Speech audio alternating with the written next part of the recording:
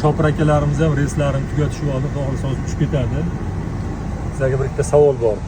Ikkovlaringizga. Tanishlaring bor, sizlardan ko'proq nima so'rashadi, qanaqa savol berishadi? Samolyot qancha yoqilib oladi, qancha qiladi so'raydi. Shu yuzasidan o'rganishni so'rashadi. Qanaqa ish bo'ladi, boshqa bo'ladi. Ko'pchilik aeroportda ishlayotsalar, bilet ham hammalar so'rashaveradi-da.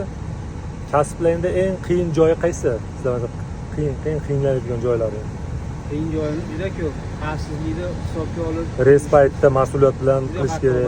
Ayniqsa bunaqa yoz issiq kunida, mana peronda tashqarida ob-havo ko'rsatsa 43 bo'lsa, bu yerda 53 bo'lib ketadi. Issiq bo'lib ketadi. Issiqda vaqtida xizmat ko'rsatish kerak. Asfalt issig'i bor. Temir yo'l yaling dash joyi, samolyot dvigatelini issig'i qo'shimcha. Xo'p, kasblaringning eng qulay joyi nima sizlarga? Eng sizlarga ma'qul keladigan joyi? Sevib ishlash. Mana kasbimizni yaxshi ko'ryapmiz. Mazza qilib va qiziq, har kuni odamlar bilan samolyot keladi, samolyot ketadi. Aeroportda mazza qilishdi. Mazza qilib, yaxshi kayfiyatda. Qiziqsincha vaqt o'tgani yo'q.